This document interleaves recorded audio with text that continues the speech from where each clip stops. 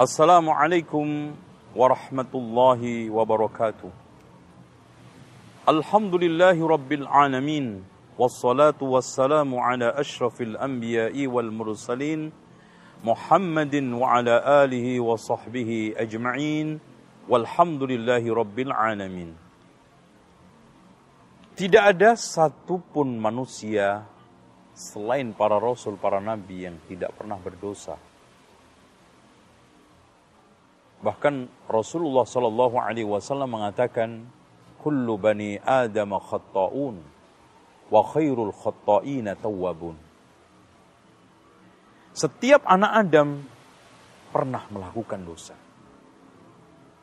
Dan sebaik-baik orang yang berdosa adalah yang mau menyesali akan dosa-dosanya dengan cara bertaubat dan nasuha.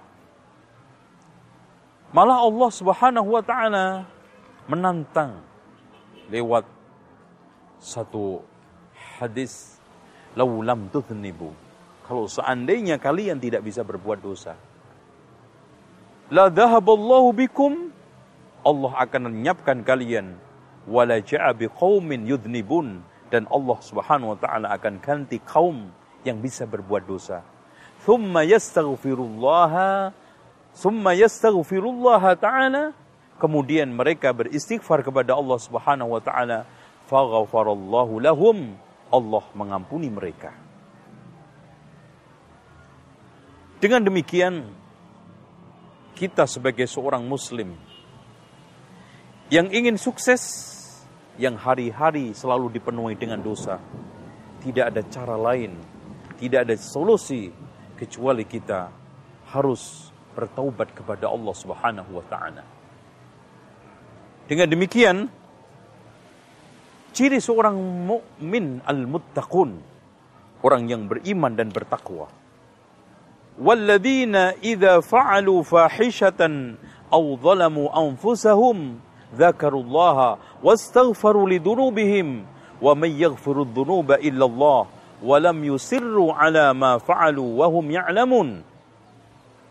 Walladzina fa'alu fahishatan aw zalamu anfusahum dzakarullah, yaitu mereka yang ketika melakukan perbuatan keji atau mendolimi dirinya dengan kemaksiatan, cepat ingat Allah, karena dia sadar tidak ada zat yang mengampuni dosa kecuali Allah. Maka seharusnya seorang mukmin ketika berbuat dosa tidak curhat sama manusia, siapapun orangnya, termasuk ulama besar. Curhatlah kepada Allah. Dan sifat utama seorang muttaqin adalah walam yusirru ala ma fa'alu wa hum ya'lamun. Tidak terus-menerus melakukan kemaksiatan sementara dia sadar itu dosa. Sehingga ada suatu kaidah, tidak ada dosa besar bersama istighfar, dan tidak ada dosa kecil karena dilakukan israr, yaitu terus-menerus. Dan istighfar memiliki faedah, taubat memiliki manfaat sangat besar. Sehingga Rasulullah SAW mengatakan, wa innahu la yughanul qalb, sungguh hati saya kadang gundah. Wa inni la astaghfirullah ta'ala mi'ata marratin fil yawm, sehingga saya beristighfar kepada Allah 100 kali dalam satu hari. Namun terkadang ada di antara sebagian orang bertaubat mampu menghentikan total kemaksiatannya dan berubah menjadi orang baik, istiqomah. Tapi ada yang sebagian mau istiqomah, tetapi kadang-kadang tergoda melakukan kemaksiatan kembali, tapi cepat kembali lagi kepada kebaikan. Ada yang sebagian mereka melakukan maksiat, tetapi tidak selang lama kembali lagi, maksiat lagi, tobat lagi, kembali lagi. Tapi ada yang mencoba untuk bertaubat, tetapi setelah itu kembali ke maksiat, tidak bisa keluar dari kemaksiatannya lagi. Karena masih banyak rayuan hawa nafsu dan setan untuk bertahan di dalam kemaksiatan tersebut. Maka di sini dibutuhkan sikap yang pertama adalah al-ilm, yaitu ilmu. Terutama ma'rifatullah, ma'rifatul rasul, ma'rifatul dinil Islam. Dengan keilmuan, apalagi ilmu tersebut bermanfaat, membuat orang tersebut mengetahui hak-hak Allah. Demi Allah, kalau seandainya Semua hamba ini mengetahui besarnya rahmat Allah dan besarnya dosa dia, maka tidak ada kecuali sikap malu. Kemudian yang selanjutnya tidak kalah pentingnya adalah berpegang teguh dengan ajaran Allah Subhanahu wa taala. Berpegang teguh dengan agama Allah Subhanahu wa taala. Karena dengan cara itu dia akan cenderung lebih bisa istiqamah. Dengan cara itu dia akan lebih bertahan di atas kebaikan, tidak gampang kembali kepada keburukan. Kemudian yang ketiga yang tidak kalah pentingnya adalah membiasakan makan minum halal. Karena barang-barang yang halal ya, yang masuk ke dalam tubuh kita itu mempengaruhi jernihnya hati kita. Sehingga mudah diajak untuk ketaatan dan mudah diajak untuk mendekatkan diri kepada Allah Subhanahu wa taala. Lalu yang tidak kalah pentingnya adalah menjauhi teman-teman yang jelek. Karena al-mar'u ala dini khalilihi, orang itu tergantung agama temannya. Dan Rasulullah sallallahu alaihi wasallam mengumpamakan perumpamaan yang sangat baik. Teman yang baik seperti penjual minyak wangi. Kalau tidak beli dicolekin atau minimal kena baunya.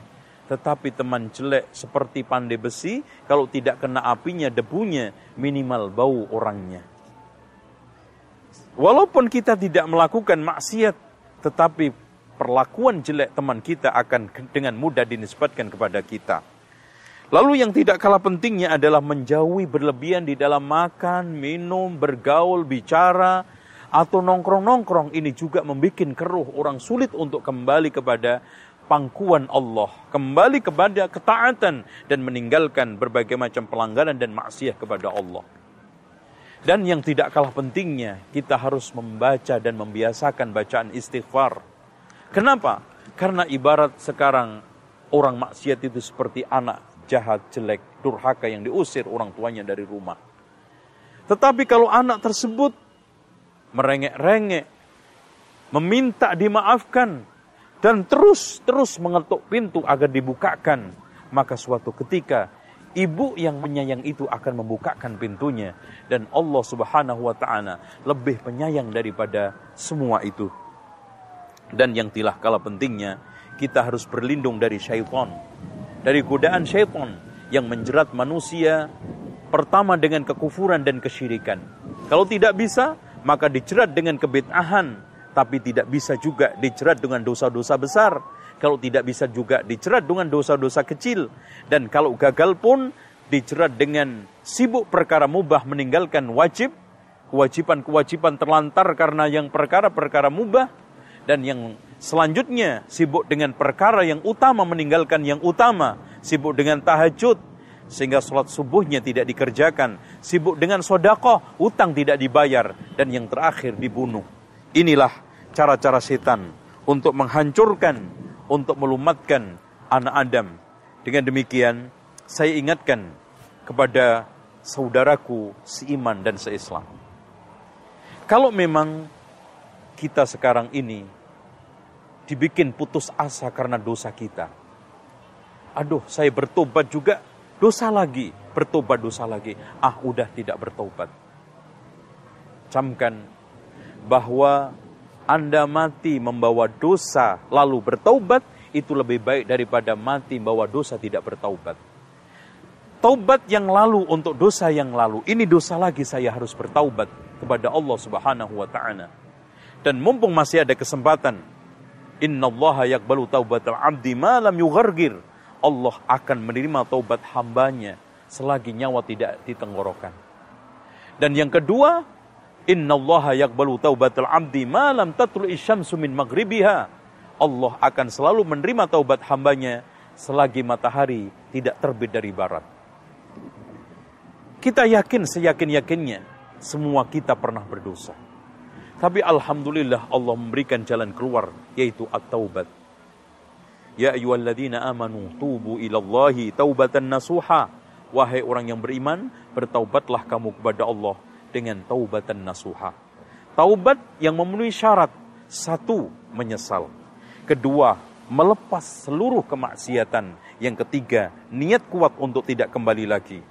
Dan kalau kaitannya hak-hak manusia, kita kembalikan.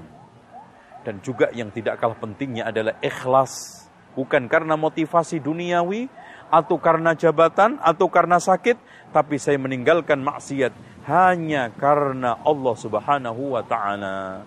Dan kata Rasulullah sallallahu alaihi wasallam, tuba liman mala'a sahifatahu istighfaran katsira. Sungguh sangat sukses, sungguh sangat hebat orang yang memenuhi catatan amalnya dengan istighfar yang sangat banyak. Astaghfirullahaladzim alladzi la ilaha illa huwal hayyul qayyum wa atubu ilaih. Mari kita sekarang mulai meninggalkan yang buruk untuk menuju kepada kebaikan. Tidak ada sesuatu yang sulit untuk ditinggalkan, kemaksiatan apapun. Dan jangan putus asa, Allah Subhanahu wa ta'ala mengampuni dosa seluruhnya. Wa may yaghfirudz dzunuba illallah, termasuk syirik, kufur, zina, lesbian, homoseksual, dan berbagai macam dosa-dosa lain seperti memakan riba dan yang lainnya. Demikian, semoga Allah Subhanahu wa ta'ala menjadikan kita innallaha yuhibbut tawwabina wa yuhibbul mutatahhirin, termasuk ayat ini. Dan kita memohon kepada Allah Subhanahu wa ta'ala, semoga Allah Subhanahu wa ta'ala mengambil kita kembali kepada Allah dalam keadaan bersih, tidak ada dosa.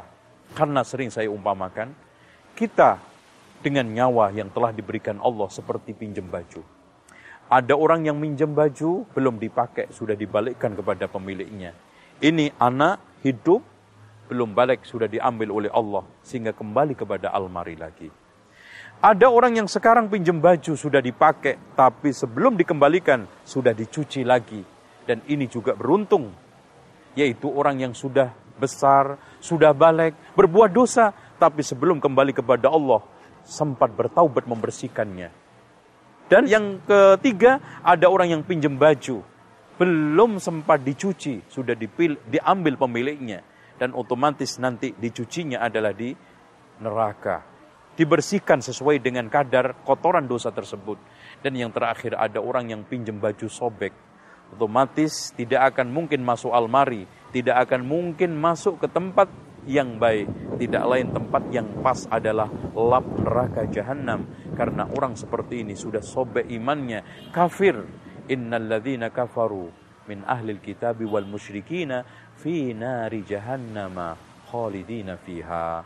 Sesungguhnya orang kafir dari kalangan ahlu kitab dan musyrikun di dalam neraka jahanam kekal selamanya. Demikian aqulu qouli hadza wastaghfirullaha li wa lakum wastaghfirullahal azim innallaha huwal ghafurur rahim. Wassalamu alaikum warahmatullahi wabarakatuh.